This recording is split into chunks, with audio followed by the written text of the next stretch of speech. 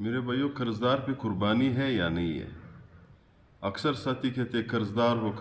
قرض دو قسم کے ہیں۔ ایک قرض وہ ہے جو بندے نے کاروبار کے لیے لیا ہو، کاروبار کر رہے، اور ایک وہ قرض ہے کہ انسان نے اپنی ضرورت زندگی کے لیے لیا ہو۔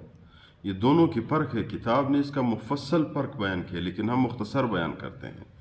ایک بندہ مقروض ہے میرے بھائیو، اس نے اپنے بچوں کے کھانے کے لیے، روٹی کے لیے، کپڑے کے لیے قرضہ لیا ہے، تو وہ اتنا قرضہ لیا کہ اپنا قرض پورا کرے، تو اس شخص پہ قربانی واجب نہیں ہے۔ اس شخص کے لیے یہ ہے کہ اپنے بچوں کے لیے رزق، روٹی، کپڑا، مکان جو ضرورت کے ہے وہ پورا کرے، قربانی نہ کرے۔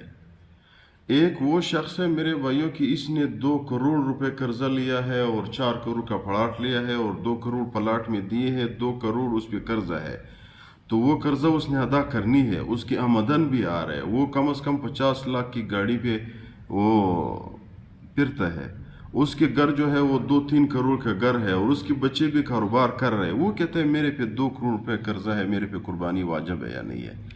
اس شخص کے لیے یہ حکم ہے کہ اس شخص پہ قربانی واجب ہے، کیونکہ اس کا جو قرض ہے وہ ضروریتی زندگی سے، اس کی ضروریاتی زندگی کی جو سامان ہے، ضروریتی زندگی سے کئی گنا اس کے پیسے زیادہ ہے۔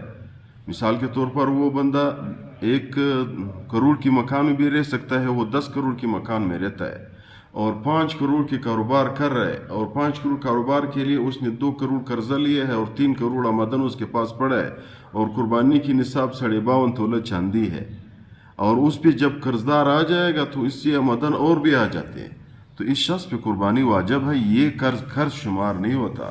قرض وہ شمار ہوتا ہے جو آپ کی ضرورت زندگی کے ہو۔